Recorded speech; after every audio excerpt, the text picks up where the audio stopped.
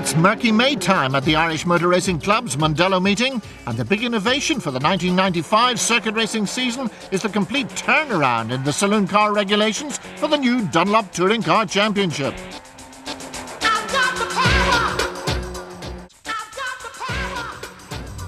Behind me is the old form of Irish touring car racing, the mighty Cosworth. But its days are now over, because this year we start the new Dunlop Touring Car Championship, and that means big changes. John Keeney is still in the line-out, and John, maybe you would outline some of those changes.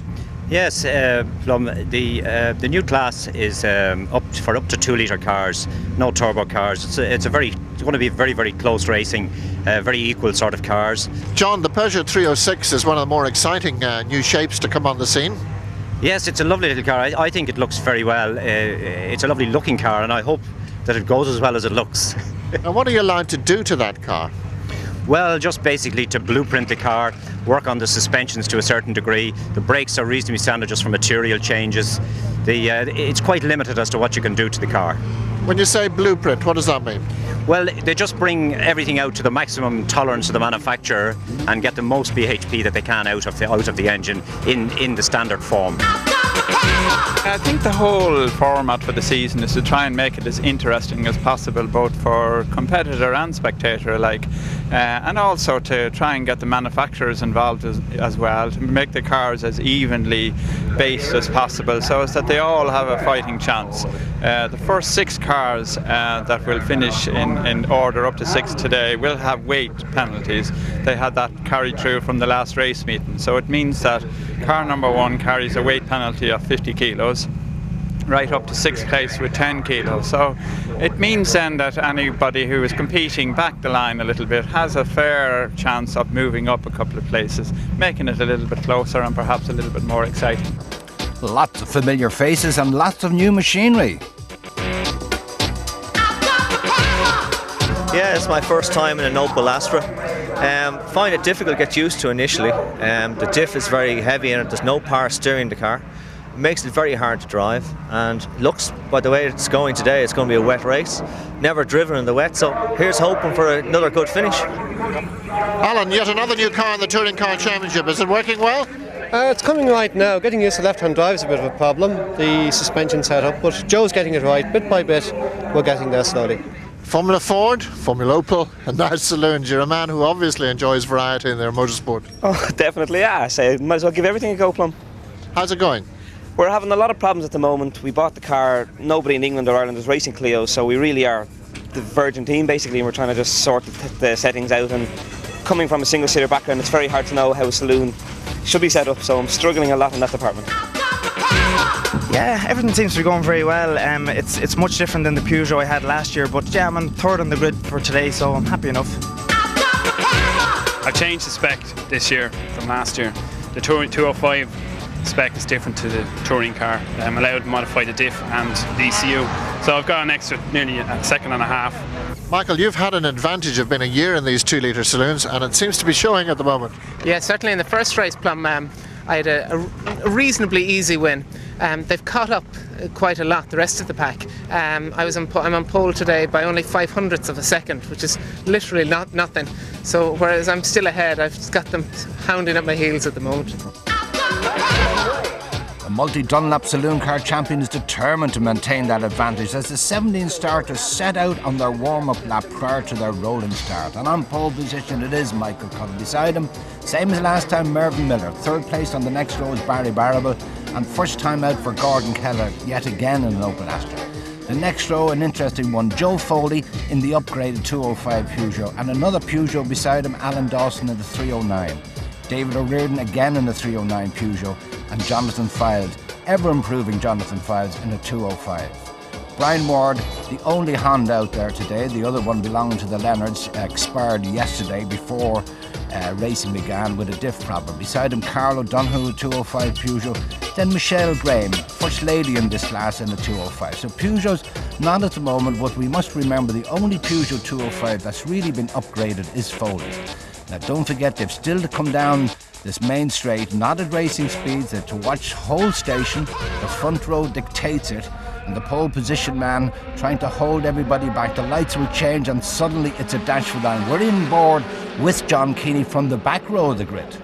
And they come down into Coca-Cola Bend for the first time. Michael Cullen locking up there, and it's Opals the whole way, but our camera car Joe Foley on the inside there, getting boxed in a little bit, really trying and going very wide. He's on the grass. That's not the place to be, and the world streams by, Joe. Just shows you a little mistake like that, and he's lost something like 12, 14 places, but a little mistake too up front. Barrable had got into second place. Miller moving to the outside around Coca-Cola, held his line. The next one, the tight left hand, and look, Foley just looking at a wall of Peugeots. Now on the right there is the Clio of Collier, having a look down that inside, but I'd say that door will be firmly slammed. Having a look at the outside now, again it's closed. Not to worry, Joe, you have a long way to go. But up front, there is no doubt about the man who's just beginning to eke out and ahead of them, which is Cullen. He's on the grass again, and all that hard work he did to get on the tail of the Clio gone to waste. And more cars stream by, but no trouble for Michael Cullen. Here's where the interest is. This is the battle for second place. Mervyn Miller just holding that position. John Keeney right at the back now. It's a brand new car. It's really done no miles, so there's a lot of development to come there.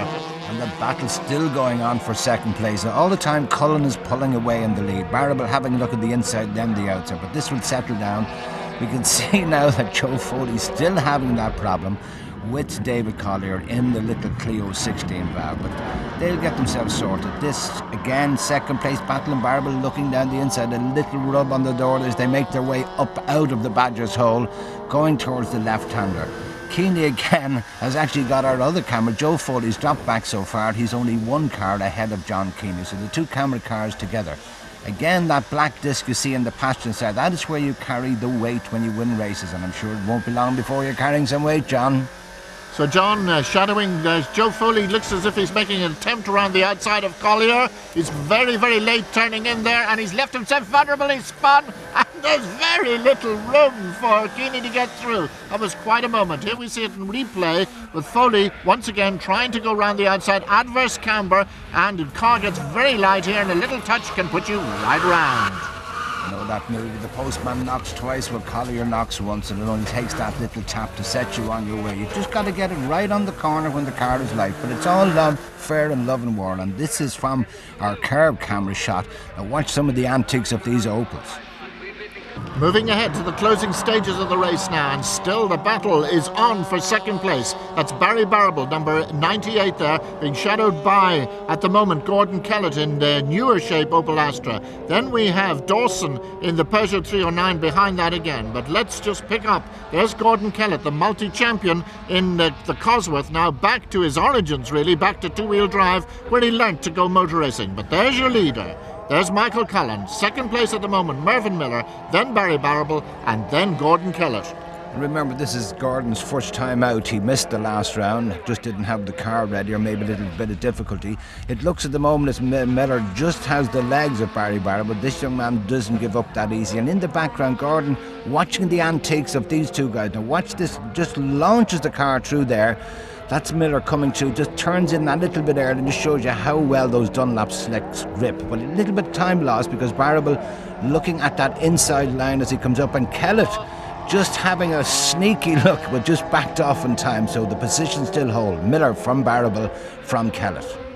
Then Alan Dawson in the background there, and then Brian Ward in the VTEC Honda, probably a little bit disappointed with the performance of this car at the moment. And that's young Jonathan Files going through, showing the signs of war. Two of them, these are the little 205s without the modifications that Joe Files. Oh, Michelle Graham, bumperless as she slips through there. John Kinney, tell us all about it.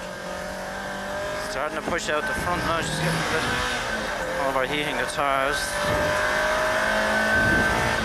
Still for a car just out of the box. First time. It's not bad with 6 or 7 miles on the clock. Normally a car takes hours and days of testing, so only 6 miles on the clock before this. But look at this, these men certainly have done their testing, and Barrable now moves up into second. Yes, Miller left the door just open enough that time to let Barrable sneeze through, and look at Kellett, he wants to get up a place too. But straight through, our leader at the moment, 10-12 car lengths. Miller trying to round the outside. It can be done. You've just got to be brave enough to get alongside your opponent. Now keeping up to that left-hand side. Barrable isn't going to leave that door open. And Kellett just looking up the inside. I'm surprised that Miller didn't see him coming. No touching. Foley again having a look. This is Files as he gets down the outside of the Badger's hold, as we call it. Just as the understeers out. He's no mistake this time. Doesn't put a wheel in the glass, but I think he got out too wide and the young lads pulled it back from him. We move ahead to the final lap and the battle's still on for second, and we go over to John Keeney. 107, that's not much good. 107 straight out of the box is not bad at all, John. We know that you can do a lot better than that, and just 1 or 2 more meetings and a little sleepless night or two, and I think we'll be down on the 64, 65s with this car. That is the battle. Miller just getting away there as they change gear. Cullen still Barrable in second place. Can Miller do anything about that second place? He's brave enough to hold the centre line. Kellett trying the long way around the outside, but has to lift off. Again, Miller propping it up on 2 wheels, so it looks as if it's going to be Cullen. It is. From Barrable, from Miller. Yes, Miller in third place, so a repeat performance of the last result. Quite an extraordinary coincidence that they should all finish in exactly the same positions at the last race. So the Dunlop Touring Car Championship well and truly on the road, and Gordon Kellett there getting into the points. 50 kilos or not, you still did it, Michael. Still did it. I think I won the race in the first 2 laps, Alan. I was just able to pull out enough of a break to not to relax, but after that I had a couple of brake problems, but only the guys were holding each other up. They kept the pressure off me. So Cullen takes a clear lead in the Dunlop Championship by 8 points from Barrable, and up into third place you can see there is Mervyn Miller from David O'Riordan, and Gordon Kellett makes the board.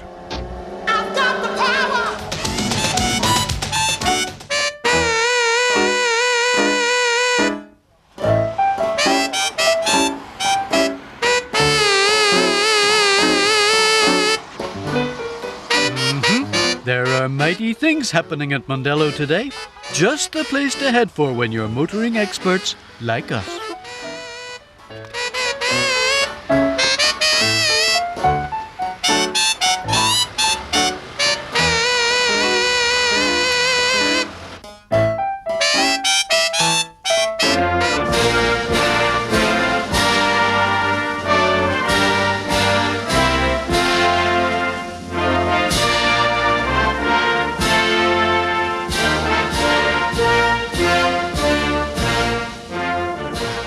The MG Car Club have organised a saloon festival with a visitation from the Eurocars, Europe's equivalent to the American NASCAR circus.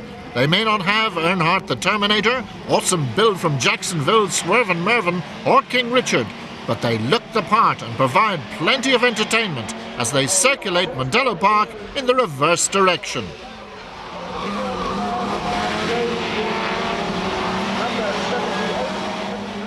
We're, however, concentrating on our own homegrown tin-top traumas with the third round of the Dunlop Touring Car Championship. And no matter how much weight they add to some cars, Michael Cullen remains the Irish Earnhardt in the saloon racing ranks. What's happening here, Michael? We're all discussing where we're losing time. I'm second today. Barry Barrable's well ahead. And we're just finding out where we can gain the time. But I don't think they're going to tell me. David, are you getting any closer with the Clio? Yeah, we're getting there. It's taken a while, but we got a few new bits for this weekend, and yeah, slowly but surely, we'll be there by the end of the year. Give us a bit of time. Going to bash these Astros off the track, eh? Yeah, I think I ended up fourth today. I did a 4.9 and I said, that's it, I've cracked it now, right? And I come in and I'm still fourth, you know. Barry, I hear there's good news. Yeah, I think I've upset the formwork. I think Plum have put the car on pole for the first time in my five years racing down here. Happy moment. Yeah. The race will be a different story, but we had a bit of problem with the car yesterday, and the lads worked till 5 o'clock this morning, actually putting in a new piston, and fingers crossed. The spectators get 2 races for the price of 1 today, as the result will be decided over 2 8-lap sprints. And here is the grid. And on pole position, Barry Barrable, a very quick time of 4.5 seconds. That's 1 minute 4.5. You can see the first 4 all under 65 seconds. Barry's first pole position, but the wily Michael Cullen on the outside. Both of these carrying a weight penalty. In the background then we have the young pretender out of the Peugeot, Joe Foley, and this is one that is a little bit quicker than the other 205s because he has things done to it which makes it legal within the Group N. And beside him, Gordon Kellett, now ready to go. A good start from Barrable, but as Cullen moves over, I'm just beginning to get the drag there in second, and Foley really trying in the background. They're forward abreast there, and coming up the outside, the blue and white car, that's a Honda VTEC of Brian Ward. And it's just exactly what we'd hoped for in the new Dunlop Touring Car Championship. Packed grid, somebody off on the outside, McGovern, and this is our evolving camera aboard John Keeney as he gets going at the back of the field. But here's the battle up front. The battle up first has settled down, and Barrable has been bumped back down into third place. Just missed that second gear off the line. Not a great start, but Cullen has this habit in the first couple of laps of getting his head down and pulling out about 5 or 6 car lengths, while the battle goes on for second place there between Kellett now and Barrable. All of these in the Opel Astras. Barrable's car, the Mark 1, but the fourth car here, and this interesting one, a 309 left-hand drive Peugeot, and that is really beginning to sing for Alan Dawson. We're aboard the second car, that's Gordon Kellett in his Astra, and he's just rather frustratedly watching Michael disappear at the moment. This is only the second lap and he's got a nice little advantage. The real battle is on for second place. Barry Barrable will be frustrated after his first pole position to be in that position. This is what it looks like from the curb, and that really gives you an impression of the speed round Mondello Park. And that's the left-hander just after the Coca-Cola hairpin as they head out into the country, and that's exactly where Cullen is at the moment. A wide line, nobody near him, you get the quick line. Barrable again looking up the inside. In the background there we saw Brian Ward having a dive up the inside of Alan Dawson, but if you don't get away with a move like that, then you've lost all the advantage you had when you were close. Again, second place, it's still from Barrable. A little help there from Barry. Come on, let's get out of the way there, Gordon. We've got to catch that Michael Cullen. He's pulling out 2-3 car lengths on us. They come wide, and all the time Dawson is moving in on these two, Alan. Yes, very interesting. Alan Dawson's car brought in from England, and Barry Barrable goes off and the world goes by. Number 98, big mistake. And from hero to zero for Barry, from pole position, now he's back at about 10th place and he's got it all to do, but this is terrible for his championship positions. And we're skipping ahead to lap 4, no change in the first two, but except that Kellett has pulled away now a little bit from Alan Dawson, and Alan Dawson's coming under pressure from the Honda. That's Brian Ward in the VTEC Honda. And the silver Opel in the back of there is the DG Opel of Mervyn Miller, who, surprisingly, is usually up on that front row. Obviously didn't have a good qualifying session, but down they come. And this is Barrable moving up, just got by the Clio of David Collier, still improving everything, but just not quick enough to stay with these Opels at the moment. And that's Carl Donoghue in the background, I think it is number 5. Yes, that's Carl Donoghue in the little Peugeot 205. That's one of the cars that hasn't been converted to the new higher spec of the Dunlop Touring cars as yet. And here's Collier under big pressure now from Donoghue, and he gets a little nudge in the back, and round he goes, spins neatly onto the grass. So David Collier, whose car, it has to be said, is a lot more competitive than it was. We're just seeing it being passed there by the 306 Peugeot that we're on board of John Keeney, who still needs a lot more power. And we're on lap 6, and you can see the gap now that Cullen has pulled out. Second place man Kellett, ever increasing, closing in on him. Alan Dawson, back wheel just spinning slowly there as it's off the ground. Now through here, this left-hander again. That last blue and white one was the Honda VTEC, and that's Michael Leonard there in yet another different car, and Alfa Romeo, and he's in a Peugeot sandwich at the moment. McGovern just on his tail as they get through this left-hander. So real dice is all down the field as we see the dice now for second place, a 3-car dice. There's Mervyn Miller, and then we had Joe Foley, and then Barrable catching up that little lot. Then another one of the Peugeots, and we're just waiting for this World War III coming down here into the double apex right-hander. Oh, very fraught stuff indeed, touching those two Peugeots. McGovern in the front of those two cars. And he's leaving the door open, Michael Leonard, and down he comes, Rod McGovern, and he just chaps that inside panel and spins the Alfa. We're back with John Keeney. Will John get it his way? No. Alfa staying stationed in the middle of the road, but John not having a great day today. He has our onboard camera. It will swivel backwards and forwards, but unfortunately he's not really involved in the good dices. That's Kellett to the second car camera, so we skip from one onboard camera to the other, and he's just the head of those three just going through our picture there now. And a very close indeed it is for second place. This is really where all the attention is drawn at the moment. and we're looking at them coming down again at the far part of the course, one of the fastest parts, and once again Alan Dawson closes right in. Is he going to have a go down the inside? Indeed he did. A very neat manoeuvre indeed. Yes, Kellett just went in a little deep and understeered out, and the minute he saw the gap, and Kellett back on his bumper again as they come down to the S's, heading for the second part, which is known as Yorkie now. Mr. Gearbox and Mr. Clutch looming large in his mirrors. I'd say Gordon will be slapping himself for making that mistake.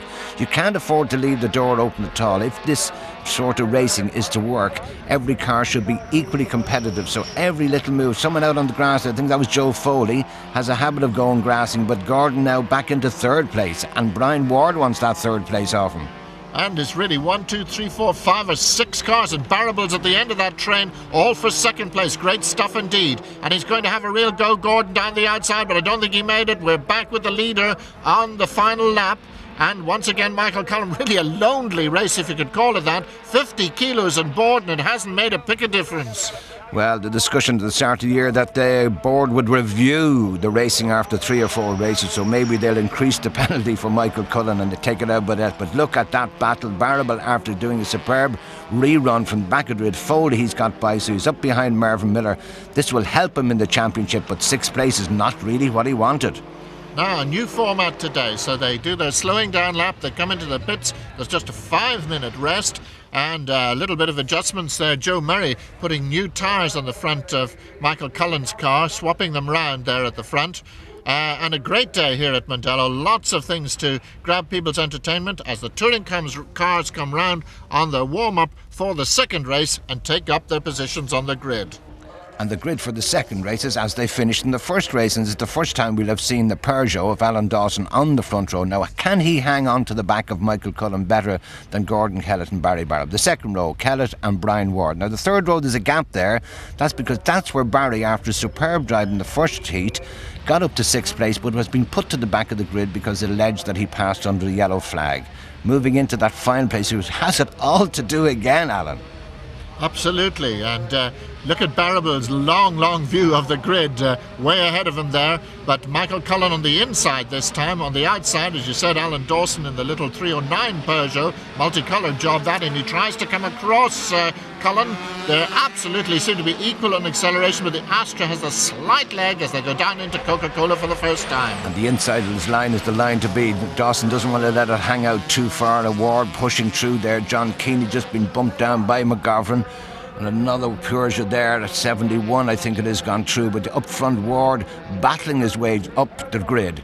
But out front, it's that man again with the 2-3 car lengths. These lads are going to have to learn in the background not to be fighting with each other.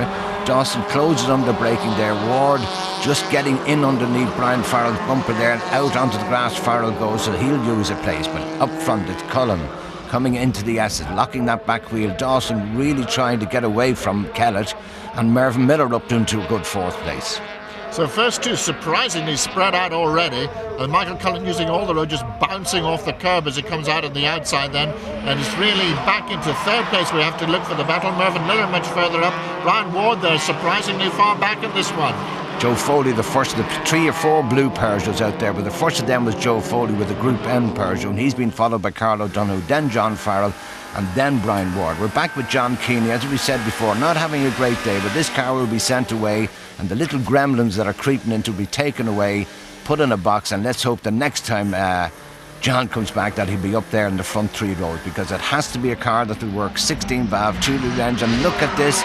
Mervyn Miller trying the outside line. Gordon not giving a lot of space, not touching, but that's not the place to be. But he did try, and see what's happened. Joe Foley immediately clings onto his bumper. And really, they've got the sort of handicapping system in this formula very good indeed, because the modifications they're allowing to the 205 Peugeot is making it very competitive indeed. And you can see there's absolutely no difference really between the old shape and the new shape Astra.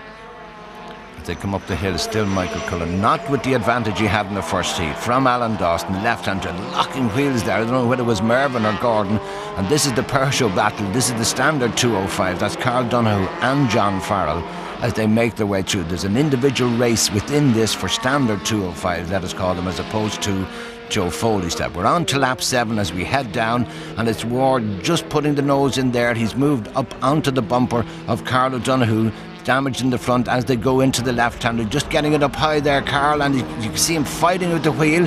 He spins it and Barrable misses him. Well, that is absolutely amazing. We see it again in slow motion. He clips the curb car, the car gets up, but Ward sticks the bumper in and keeps the shoe and spins the young lad round. Now, Ward is way offline there, but this young lad had the bottle to keep the foot in, otherwise I think he would have rolled the car. And the other man with plenty of bottle and keeping the foot in, certainly Michael Cullen in the Prima Astra, who's just dominated this class right from the start of the season. He's been totally unbeaten in any race so far, and just look at the advantage he has today. Nice to see Alan Dawson up into second place, and a very competitive second place indeed, but who's going to be third? Mervyn Miller got around the outside of Gordon Kellett the last time down at Bridgestone as they come out of this last corner and head for the line, but I think he will hold it. If he holds that inside, it is Dawson in second place and it is Miller in third place. So Miller making it into third place, Gordon Kellett fourth and Joe Foley in the Peugeot fifth.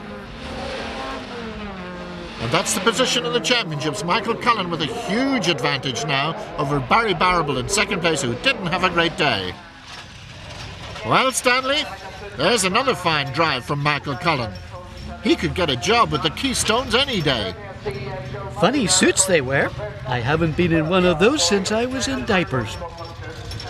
And the three lads and the big baby grows up there receiving their prizes. Michael Cullen from Alan Dawson, good to see him on the roster. And Mervyn Miller, a good drive into third. Variety is the name of the game in the Dunlop Touring Car Championship. During the season there has been weight handicaps, twin races, and today the one that everybody's been waiting for, the reverse grid race, where the winners at the previous meeting must start from the back. It's guaranteed excitement. And any Jordan Works driver at Mondello Park? Maybe not. It's David O'Riordan. David, how did you get those overalls? It was a do for that chap that crashed in the Phoenix Park. I can't think of his name, but he was very lucky to get away with his life. So there was a charity auction for him, and this is how I came to be lucky enough to get them.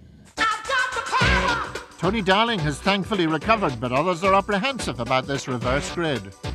It's going to be really a first corner. If we can clear any incidents in the first corner, it's going to be a really good race. So looking forward to it. Mervyn, how do you feel about the reverse grids today? A bit nervous, to be honest, but I think the first corner is going to be very interesting. We have a lot of cars up front who have never been in the front grid before, and I think it's going to be a slight bit of inconsistency, I'd say, in the first corner. A lot of lads wouldn't be used to a lot of cars coming in behind them, and I think it even could be a red flag situation. So once you get your first win, that's a whole new confidence game. Oh yeah, it was really a confidence booster for myself and the lads, because we were sort of thinking, are we going out racing for second place? And like Michael Cullen, in fairness to him, has won the first 4 rounds, and yeah, it was great to beat him sort of on his, we'll say, his home territory. Are you still in touch with the championship? Yeah, 10 points behind. The race today is reverse grid, so God knows what could happen. Myself and Michael and Mervyn Miller, Gordon Kellett, we're all starting from the back, so anything could happen really. Could be won or lost here today, I'd say. Rod, a little bit of extra publicity today. It certainly is, yeah. I'm glad to see having the cameras there. It's the first time with them, but some people say it's a bit of bad luck, but we'll see how we get on with it. What about this reverse grid? That's going to be fun. It will. I'll be a bit afraid now. The Astros coming up behind us, because they'll be doing all they can to get by us and make as much of a gap as they can. But I suppose just keep the foot down and head for the first bend. Rod sets out for the race, and just look at that grid. Some strange names on the front rows due to this reverse grid. We are waiting to row 3, row 4 before we get first of the big names: Brian Ward, Joe Foley, Mervyn Miller, Michael Cullen, Barry Barrable and Gordon Kellett, and David O'Riordan, he's a late starter. So all the hot stuff at the back.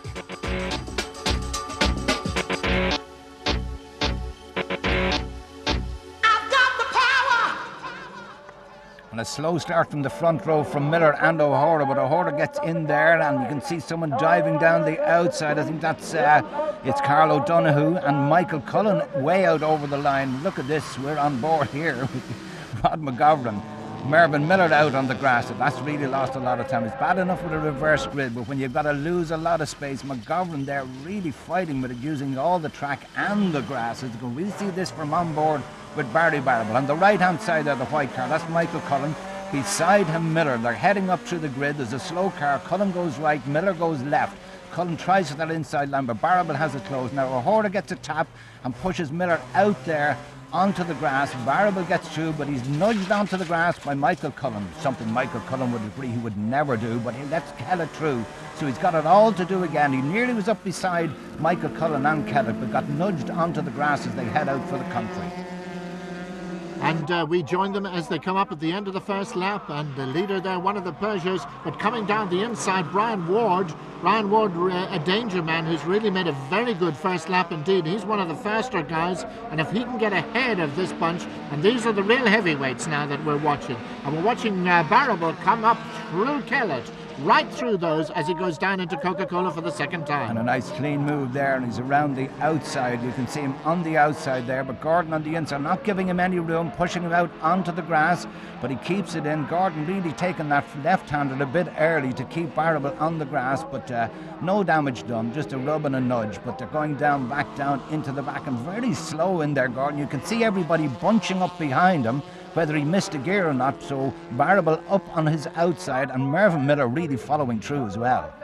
So up front though, ahead of all these is Michael Cullen, who's still carving his way through the back markers, but we're concentrating on these guys because these are the real front runners. They're holding each other up with their own fight at the moment. Well, Miller's got through there, so it's Ward in second place, then it's Barrable, then it's Joe Foley in the Peugeot in the battle there. You can see Barrable really mixing in the background, and Gordon Kellett actually been passed by some of the standard Peugeot 1.9. So there's Miller ahead.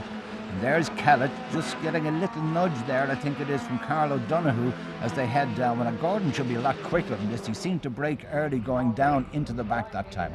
And the door being left open by Ward as they go into the S's, slightly open. You leave a door open for Michael Cullen, he will in, and he'll be gone up the hall and up the stairs before you know it. And a lovely clean manoeuvre through from Michael, so that moves him up into the lead. So it's now Cullen from Ward. And that's tremendous. After just 6 laps, he's come right from the back of the grid. He's got a clean road ahead of him now. I don't think Ward's going to be able to do much about the Best Fit Prima car as it begins to already inch away as they come down the hill from Dunlop Corner to start another lap. Now Joe Foley in third place. Now can Joe do anything to hold back Barry Barrable, because he is the danger man. You can see now that he's already got by Joe Foley. Lap 8 out on the curbs. Barry now, he's on the tail of Brian Ward. He needs that second place. He needs to get by Ward as quick as possible, otherwise Cullen will just sail off into the distance. A wide line again from Barry. Can he hook up the inside like he did with him? There's a gap there. It is not much. Ward is just leaving enough room between himself and the grass. He sticks the nose down. He won't get away with this because it's a long way down the outside, and Ward was in locking that back wheel with braking very late. So the next chance Barry's going to have is on the main straight, unless he can do a do or die effort up the inside at Dunlop. So we've got Opel, Honda, Opel, Peugeot, and then Opel. That's the order as they come up into Dunlop this time. There's your leader, Cullen. There's Ward, who is now frustrating Barrable in his efforts, because really the championship this year is all between the man out ahead, Cullen, and the man who's his chief challenger, who now goes for the inside. There's not much room there as it goes down towards Coca-Cola, and I think he may have got second place. I think he's into second place. I think maybe someone has lost a wing mirror. No, he's just through. A little bit of understeer as they come out. That's the point there where Barry was pushed off by both Michael Cullen and Gordon Kellett in the earlier laps, which lost him all that time. But he's out over the curbs. Nobody between himself and Cullen. There's Cullen now coming through the S's on lap 10. You can see the gap back to Barry, and Ward holding third place. In the background, Miller not making that much inroad on Ward, but he's got Joe Foley right behind him. And wingers dangling everywhere. There's Joe Foley, who's got one of these modified Peugeots, which makes it much more competitive against the Astras. So you're looking at Miller, Mervyn Miller, who, remember, was right out on the grass in that very first corner. He's also made a very good recovery bit. But there's the danger man, and he's getting away. Barrable is the only man to have beaten him this year, and he really must be frustrated as he sees this new shape Opel disappear. Disappeared it does down the back. The only mistake made today was that in reverse grids the order is usually to double space the grids, because these fast cars just got through too quick indeed. If you double space the grid, it means the smaller cars will get around on the first lap and they'll be too abreast. It makes it harder for the faster men, but also makes it safer in that first corner. You wouldn't see so much bumping and boring as you did. So next time, lads, a double space grid. Into goes Cullen, then it's Barrable, third place man Ward is through, and then Mervyn Miller and Foley still hanging on there gamely, but Miller beginning to make inroads onto the boot. of Ward up the inside. He tries a late braking manoeuvre. Ward just turning in nice and gently. A little 1600 Honda wouldn't be quite as powerful as if he keeps that door firmly closed as they head down the inside. Now, is there anything Miller can do? Will he try the outside, the inside? He's trying to feign to the outside. He's heading for the inside. Brakes better on the Honda, just catches the tail.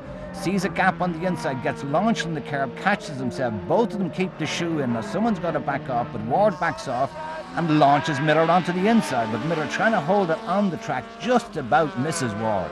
And we have real aggro here. This is for third place, remember. There's not much of a Ward's Honda left at the rear. There's a lot of bent panels on the Astra also. More contact. And he's just trying to push that Honda out of the way. I would imagine the stewards are going to have something to say about this. Yes, little naughty there. No need for the pushing coming back down the yes. But the bravest man here is Joe Foley. He's keeping in contact with these two. Now, if they touch badly, a little nudge and a bump, they're going to go flying off, and he's going to need space to get out of it. But look at this, we're heading for the flag, and in the background we're still battling out. Barrable in second place. There's nothing he can do about Cullen now. His laps have run out. So who will it be for third place, Alan? On board with Barrable, we take the checkered flag, but third place is wide open. We look back, and who's it going to be? It's Ward gets it. So the reverse grid race certainly produced the expected fireworks. In fact, the officials didn't take too kindly to Mervyn Miller's tactics, and he was excluded from the results. Let's take a look at those incidents again. This is the first one as they go down in. The superior brakes of the Honda may have caught Mervyn out. Maybe he was a bit optimistic, but here he sees an opening but gets caught up on the curb, launches himself into the side of Ward. Now that's when he should have backed off, but he keeps the shoe in. In fact, he's pushing him out towards the grass. Ward lifts off. Miller now heads for the grass. Now at this stage he's half out of control. He's gone over the sand pit used for the rallycross, but in fairness doesn't let the car swing out, tries to hold in position. Now at this stage it's 1-all. You'll see he keeps the wheels turned in, tries to miss him, and he does. It's when we go back to the next corners where his brain really falls into the passenger seat. He comes in late on the brakes, just turns himself in. At this stage he doesn't have to put the gun in. He's either got to get up the inside, but he has the left hand corner stuffed well up the boot of Brian Ward. If I was Brian Ward, I'd want to have a word in his ear when he gets out, with or without his helmet. He's out to the outside looking for the gap, and again Foley on the outside has a look to see. Again he comes in. This one isn't too bad, but again there's absolutely no need. He's done enough damage already today. Emer O'Brien, the jovial coordinator of the Dunlop Touring Car Championship, presents the prizes. And yet again, it's Michael Cullen on the top spot. The whole race is a bit of a blur, certainly the first 3 or 4 laps. I was going left and right, trying to avoid people and trying to pass people. It was good fun, if not a little hairy at times. What about that first lap down at the first corner? Yeah, I don't know. I'd love to have had the in-car camera for that particular race, because somebody just stopped in the middle, and I was on the grass trying to avoid them, and I hit 1 or 2 people, and I think there was other people spinning off. It was all a bit hairy, but when we came out of it, I was in 4th or 5th position, so it wasn't too bad. Well, what about yourself? I mean, you had a real fight through from the very back of the grid. It wasn't really too wise to win the last race, was it? No, it was actually very enjoyable. Actually, the first corner, as Michael said, there was a bit fraught to say the least. I don't know. I got pushed from all angles, so we'll see it on the television anyway to see exactly. I got pushed onto the grass, but that sort of fired me up even more to keep going. And yeah, it was close and exciting. Well, from last to second, not bad going. No, not bad going. So it looks as if the Michael Cullen roller coaster is once again heading towards another Saloon Car Championship. But the one man that can still beat him is Barry Barrable. He's still relatively in touch in the points. Michael, it's been a pretty fraught year in the new Saloon Car class. Yes, Plum, it's been all action all the way through. I've been very happy. I've had 4 wins out of 5 and a 4th place. Barry Barrable is 14 points behind me. The times in qualifying here are very, very close. We're separated, Barry and I are separated by 1/10 of a second. I think it's going to be a fairly fraught race. Everything seems to be going according to plan. Pole position in the Phoenix Park, a place that, you know, ever since I was a boy, like I've always wanted to race here, and to be in a position to be able to win is, you know, certainly give it a lash anyway. John Keeney, nice to see the car back. How's it going after this development work? It's improved a little bit. We're getting there slowly. It's really a learning, developing year for us with this car. It's new to everybody. I love the Phoenix Park. It's the festival atmosphere, the fun, the barbecues, the crack. We really love to be here. That's the pole position man, as he said, Barry Barrable, the right place to be. Beside him, Michael Cullen. Now, these two have been battling it out all year, and behind him a man who's been in the wars, Mervyn Miller, and yet another Astra. But the real star, the little cheeky Peugeot there of Jonathan Files, and that is John Keeney there in the red and yellow. And a good start there. You see Barrable just got the jump. Cullen tucks in behind them as they head down to Dublin Crystal. We're looking at the back of Cullen's car now at young Miller in that lineup as they come into this corner. Now look, Cullen just flicking it out to get around the outside, just cuts it a little tight. Who's got it as they head down towards the Furry Glen? We're on board with John Keeney, and we're back on board now with Michael Cullen. So Michael Cullen, the camera out the back of the car, and John Keeney looking forward. This is the long straight, fairly bumpy as they come down. Barrable, you can see the bump they just crossed there, holding that inside line. Cullen on the wider line, little bit of new tarmac there for the cars, and Miller in third place, and Gordon Kellett up to fourth, Brian Ward fifth. The leading Peugeot there, Jonathan Files, who is well up the grid. And the Peugeot surprisingly competitive. Kyo there up on the bank that time. And Leo Nolte getting a nudge there in the other Astra, the white and yellow Astras. They stream by the Office of Public Works in the Ordnance Survey Department in the Phoenix Park. John coming back out through Agfa onto the main straight. Somebody with a wheel on the grass there. I think it's Dawson in the 309 Peugeot, and they're in one big long fast train. Everybody diving across the road as they come down to Dublin Crystal Corner. Little grey Peugeot there of Jonathan Files. Now they're three abreast as they come there. O'Hara on the inside. Brian Ward makes a mistake. Again, number 7 there, Pat O'Hara, I think it is. Just getting a little wide onto the grass, but comes back. Little blue and yellow Renault there of David Collier as they all make their way through. You just saw another of the Honda VTECs there of Michael Leonard as they motor down the back of the park. Doing about 110, 115 miles an hour down towards the Ferry Glen. You don't have contact in this part of the course. You really have to keep it virtually on the centre of the road, then hard on the brakes. There's Mervyn Miller just going through frame, then Gordon Kellett, and then Jonathan Files really well up, then Alan Dawson, and there's the Peugeot 306, the Statoil and Dunlop sponsored car, and going off there into the guardrail, that's Brian Ward in the Honda. No serious damage, but a lot of time lost. A little nudge there from Jerry O'Riordan as they got through that very, very tight Furry Glen bend. But these two, surprisingly, they're battling away. Cullen having a look at that inside line the odd time, but these two don't usually pull this far away from Miller in third place. And you can see now Gordon Kellett in fourth, Files up into fifth, and a gap then to Dawson and John Keeney back out onto the Dunlop straight. Nice tight line heading for it. Remember the next corner, sharp right-hander, so that's the place Barry wants to be. It's been all about Astras this year in the Dunlop Touring Car Championship. It doesn't matter which shape you have. The older shape of Mervyn Miller's just going through frame now, the new one of Gordon Kellett. But look at the fight. The fight is really amongst the Peugeots. And there's the little Renault of Collier in amongst them. This is a brand new shell in this car. He's been developing it all the time. It's moving further up the grid, but there's still a lot of work to do. It's looking very bouncy there, Brian. Yeah, been held off there, and very well been held off by Carl O'Donoghue in the other Peugeot as they head down this back. And the leader's already down into the Furry Glen. Barrable being a little cautious there, holding that inside line, but then just flicks it out to get the quick one. Miller beginning to move in as they do. That's Kellett, that's Files, and this is the battle then between Dawson and John Keeney who has a camera. This is really getting hectic. Comes down, Collier gets by, gets a little wide. Donoghue just catches the back of him, and they flick sideways, and he's off and off into a tree in a big way. You can see the damage that's done to the car. Really bad one there. He just left the door open by getting in a little late on the brakes. Sardan, we've a red flag situation because of that accident. The rescue unit heading for Collier's car. Let's hope he's all right. I'm sure he got a shock at least. The race has been stopped. The red flag is out. Seemed to want to take the corner sharp, and the inside he hit off a guy, and he was pushed out over onto the grass and within between a tree and a barrier. He seems to be all right. The car is pretty messed up though. I don't think he'd be back out for a while in that car.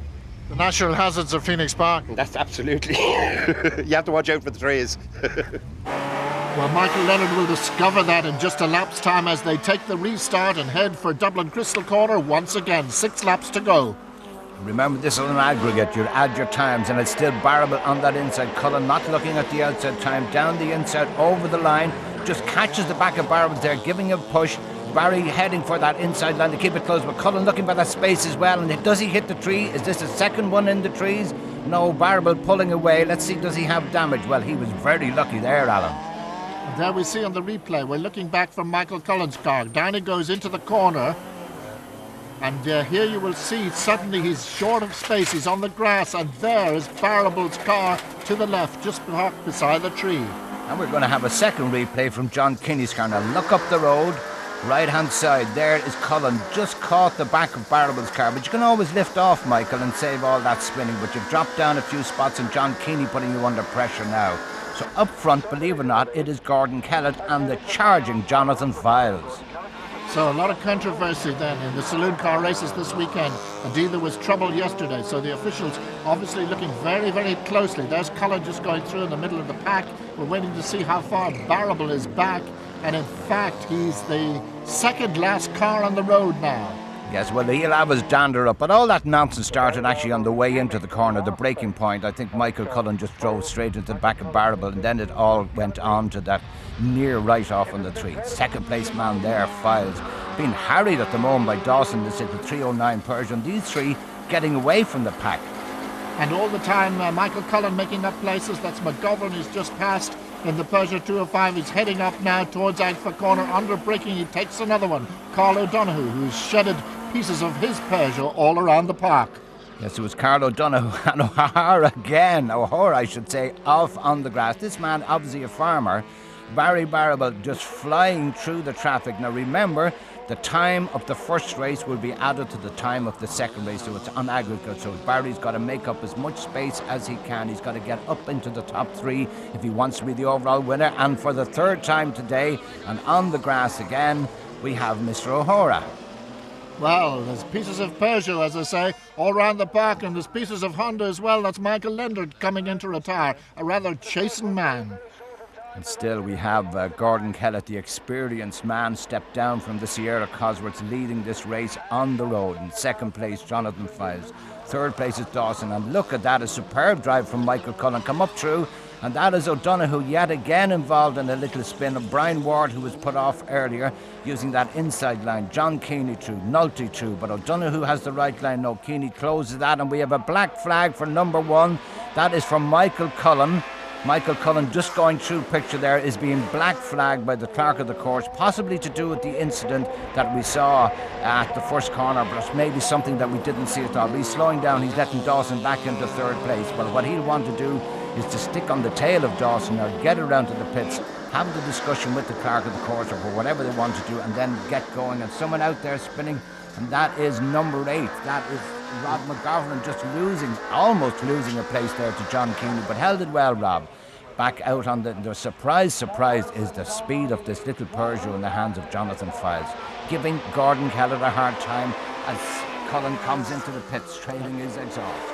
And it's absolutely compulsory to come in when you're black flag. Who comes in to get a severe talking to from the clock of the course.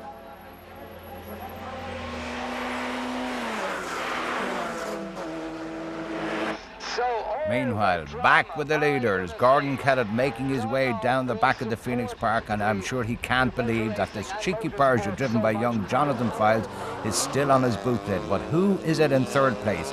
It is Alan Dawson, and Alan Dawson in trouble there, and Barry Barrable has got by Ward. He's actually up into third place, but very lucky to miss Dawson there. Must have either run out of steam or gearbox. Seems to have a little bit of drive, but not what he needs. So this is the battle now. Let us remind you that this race is run in 2 legs. At the end of the first leg, Barry Barrable was just over 3/4 of a second ahead of Michael Cullen. We are not sure how far ahead of Gordon here, who is leading race, was. We think it was a 2.25. So he's got to really close this gap with the remaining laps to be the overall winner of the race. Whereas on the road at the moment, not to confuse you, Gordon Kellett is still holding there, and there's the gap to Barrable. The battle's happening the whole way down the field. Brian Ward running wide again and slipping through. That's Jerry O'Riordan. And more action. Nulty in the wars again, and rams that time Carl O'Donoghue, who's really having a fraught outing here at Phoenix Park.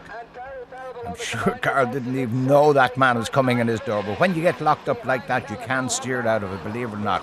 And there is the gap to the third place man, that all-important gap. But at the moment, these two really battling. Now, he's got his way up through the traffic barrier and obviously got in touch with the fastest men. They will know he's there. Gordon will know what's happening. He will try to pull that ever-increasing gap. Now, we're talking about tenths of a second at the end of this race to be the overall winner. So Gordon doesn't really need any hassle from young files at this stage of the race. And just to remind you again that this is on aggregate, and Kellett, who may think he's got a comfortable lead, is having that reduced all the time by the man in third place on the road there, Barry Barrable. Up to come the checkered flag. Barrable's broken the lap record on his way, and we're waiting for the stopwatch. He's done it! Yes, Barrable, a superb drive from the back of the grid. Remember that all the way through. Barrable from Kellett, from Files, David O'Riordan and Brian Ward.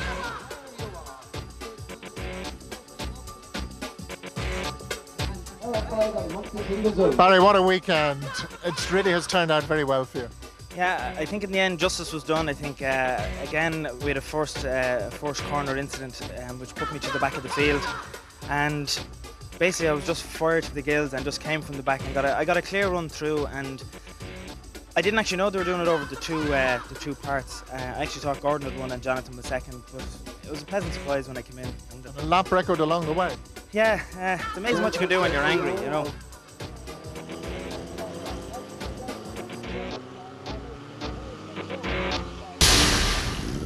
Michael Cullen has already won the Dunlop Touring Car Championship again, so this is simply an end-of-term outing for the 2-litre men. And as always, there's great variety in their programme. Today it's a double-header, 2 8-lap races with a 5-minute break in between to make adjustments. Michael, you've won the championship, but is the war over? Well, there was never any real war, Plum. It was very, very tight. It was very aggressive. We had a lot of tough races. And at times, although tempers were frayed, at the end of it, we're still talking to each other. Just about. You can't beat a bit of rivalry and a bit of, intense competition. And, I think I gave him a run for his money. And, the last race down here in Mondello, my gearbox went. So, the luck was with Michael at the end of the day. Will he be on your Christmas card list? I might send him one, yeah. This is the first of the 2 8-lap sprints, and in pole position we have that man who could have won the championship but didn't. Beside him is Gordon Kellett. So away it goes. Who will it be into the first corner? Good start there from Barry in the Ryanair car, but the castle car of Gordon Kellett holding the outside. Michael Leonard in the VTEC there holding the inside line, and been swallowed up by Brian Ward. Normally he does a kamikaze around the outs, and this time he was very good and lost out. But look at this, Mervyn Miller just tucked in there behind Kellett in third place. So it's Barry Barrable out the front, Gordon Kellett in second place. Miller really having a charge with the onboard camera. You'll notice that going down that back straight, the drivers and the camera have their sun right in their eyes. And look at the stream of cars coming through. But they head out into the back of the circuit. They're coming back into the S's now. This is a very tight one. All front wheel drive cars. You've got to really keep it in there. A little bit of opposite lock there, really working at the wheel, changing direction as they go. You can see Barrable up there. He's got about a 5 or 6 car lead already. So Barry Barrable well clear, and it's been very much an Opel-dominated championship this year, so it's nice to see the little Honda Civics very much on the pace here today. And there's one just ahead of us, a little swapping there as Alan Dawson goes through, a nice manoeuvre. We're skipping ahead now to lap 4, and no change, as you can see, for second place. A real battle going on there. As Alan says, the Honda VTEC there of Brian Ward. We're on board with Alan Dawson.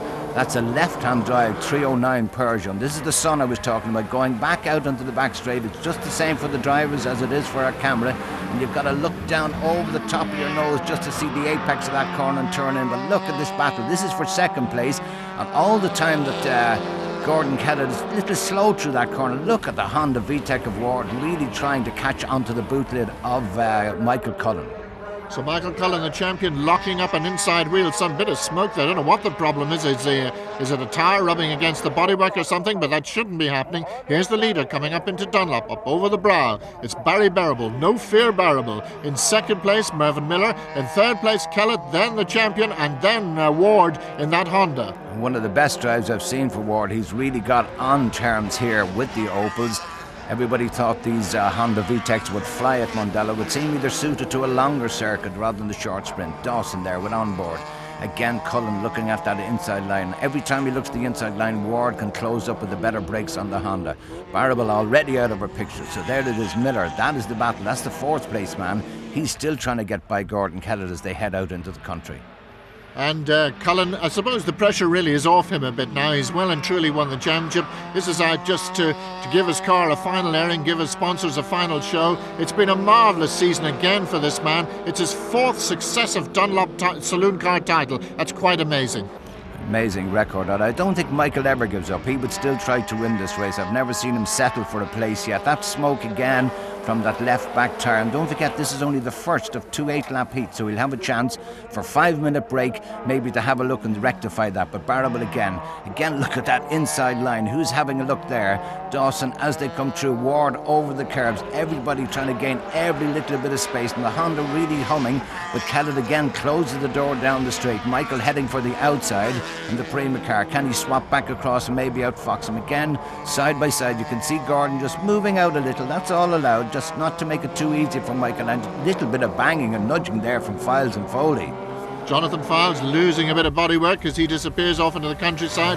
Once again we're aboard with Alan Dawson. Once again we've got this sun in our eyes problem. Really it's very difficult to see anything ahead of you at that point. But here is the battle for 3rd place, being fought by the new shape Opals incidentally, and there is Ward. Must have been swapping a little bit of paintwork there from bumper to bumper. Yes, and look at Alan Dawson now. This train being held up slightly. Dawson, we're onto the last lap, but Dawson's really moved in onto the tail of Ward. Miller is still holding that 2nd place. 3rd place again, Cullen is late as he can be on the brake, locking his right front wheel, and again Michael Leonard moving up onto the tail of Brian Ward. 2 Hondas together having a battle, and this is how we lost Alan Dawson earlier on. He was leading, just understeered off into the gravel.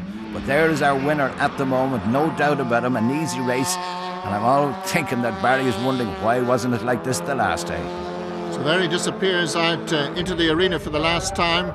Barry Barrable, his brother Michael Barrable, of course, going for the Fiat Uno Championship. Very successful family indeed. But Barrable will really come to the fore, Barry, this year. He's been always up a front runner in Peugeots, but this year he's been one of the new stars, undoubtedly, of the new Touring Car Championship. There he comes over the hill. Miller a comfortable 2nd. Who's going to be 3rd, though? But at the moment, Gordon just closed that door firmly coming up the hill, and Michael Cullen, and it looks as if he's going to hold out to the line. You remember, as they finish here, it's as they would start in the next heat.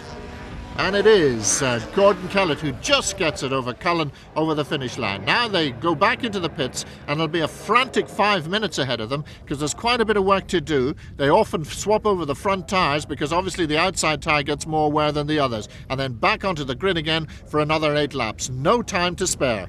1 or 2 of the Peugeots there showing the worst to wear, but you can see there everybody going for that left-hand front tyre. On the front-wheel drive car in Mondello, it gets the worst wear. But look at Cullen from the 2nd row, just dives from the outside and has moved into 2nd place. A superb start there from Michael, and just bumps Mervyn down at 3rd. Caught him sleeping there. He should have had that 2nd place well and truly, but Michael, a great effort from the outside of the 2nd row, remember, crossed the track and moved in beside Barry. Now, can he do anything about Barry in this 2nd heat? Remember, the 2 times are added together, so he would want to beat Barry and pull out maybe a 2nd or a 2.5 seconds to win overall. And we have the 2 Hondas fighting it out there as they disappear over the hill on the 1st lap. It's been a very encouraging debut for them, but this time of the year engines are getting tired, and there's smoke indeed. That looks pretty terminal. And the best part of his engine has just gone out the exhaust pipe, but he wasn't the only one that was in trouble in the 2nd heat.